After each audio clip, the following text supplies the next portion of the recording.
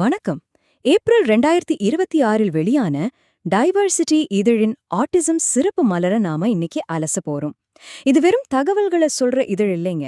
அறிவியலையும் அன்பையும் சேர்த்து பின்னப்பட்ட ஒரு ஆழமான பயணம். வாங்க தாமதிக்காம நேர விஷயத்துக்குள்ள போயிடலாம். சரி, இதுக்குள்ள கொஞ்சம் ஆழமா போவோம். ஆட்டிசம் பத்தி தெரிஞ்ச உடனே எந்த ஒரு பெற்றோருக்கும் மனசு உறுத்துற முதல் கேள்வி ஏன் ஏன் குழந்தைக்கு எப்படி அப்படிங்கிறது தான். பல வருஷங்களா எல்லாரும் தேடிட்டு இருக்கிற பதிலும் இதுதான். ஆனா உண்மை என்னன்னா, இதுக்கு ஏதாவது ஒரு ஒற்றை காரணம் கிடையாது. இது மரபணுக்கள், அப்புறம் சுற்றுச்சூழல், பல விஷயங்களோட ஒரு மிகச் சிக்கலான கலவை. மருத்துவ வார்த்தைகள் போட்டு பயமுறுத்தாம இந்த அறிவியல் இதழில் ரொம்ப ரொம்ப எளிமையா விளக்கியிருக்காங்க. இந்த சிறப்பு மலரோட இன்னொரு முக்கியமான விஷயம் என்ன தெரியுமா? டிஜிட்டல் தொழில்நுட்பம் மூலியமா அனைவரையும் உள்ளடக்கிய கல்வியை இது சாத்தியமாக்குது. உதாரணத்துக்கு, பார்வை குறைபாடு இருக்கிறவங்களுக்கு உதவுற NVDA, குரோம் வாக்ஸ், JAWS மாதிரி ஸ்கிரீன் ரீடர்கள்ல இது அருமையா வேலை செய்யும். அது மட்டும் இல்லாம ஜெமினி இல்லனா நோட்புக் LM யூஸ் பண்ணி சுமார் 120 மொழிகள்ல இதை நீங்க சுலபமா மொழிபெயர்த்துக்கலாம்.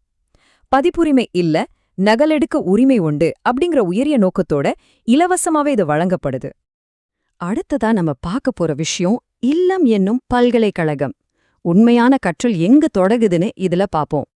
இப்போ இதுல ரொம்ப சுவாரஸ்யமான விஷயம் என்னன்னா, சிறப்பு கல்வியை பத்தி நாம வச்சிருக்கிற அதீத நம்பிக்கைய இந்த இதழ் வெளிப்படையா கேள்வி கேக்குது. தபால் மூலமா சிறப்பு கல்வி பட்டங்களை வாங்குறது இப்போ ஒரு ட்ரெண்டா மாறிடுச்சு. ஆனா உங்க குழந்தைக்கு தேவை ஒரு பட்டதாரி பெற்றோர் கிடையாது. அவங்களுக்கு தேவையானது உங்களுடைய அந்த நிபந்தனையற்ற அன்பு, அப்புறம் அந்த தொப்புள் கொடி உறவால் வர்ற உள்ளுணர்வு சார்ந்த புரிதல் தான். உங்க குழந்தைக்கு நீங்க தான் எப்பவுமே சிறந்த நிபுணர் அப்படிங்கறத இது ரொம்ப ஆழமா பதிய வைக்குது. இதை எப்படி சாத்தியமாக்குறது? டாக்டர் பிமல் சாஜர் சொல்லும் ஒரு அற்புதமான வார்த்தைதான் எஜுவேக்சின், அதாவது கல்வி தடுப்பூசி.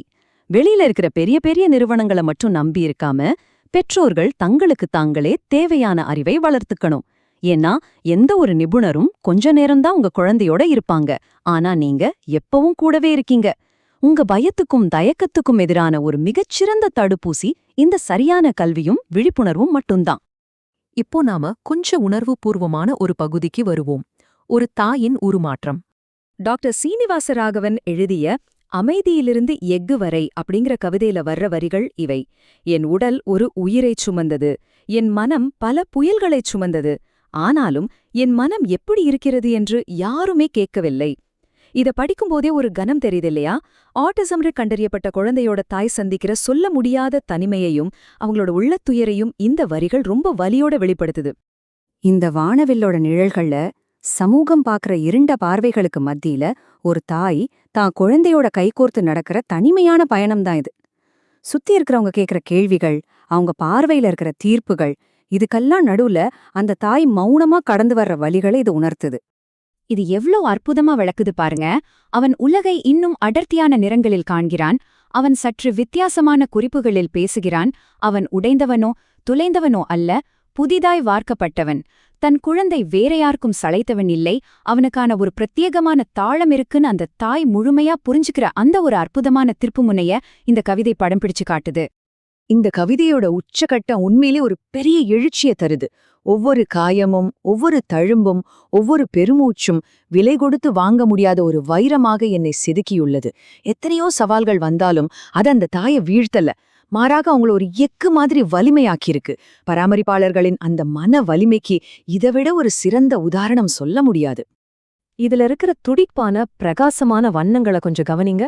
ஒரு இருண்ட மௌனத்திலிருந்து தான் குழந்தைக்கு தேவையான ஒரு உகந்த உலகத்தை உருவாக்கும் ஒரு சிங்கம் மாதிரி அந்த தாய் எப்படி உருமாறியிருக்காங்க அப்படிங்கிறதுக்கான சாட்சிதான் இது.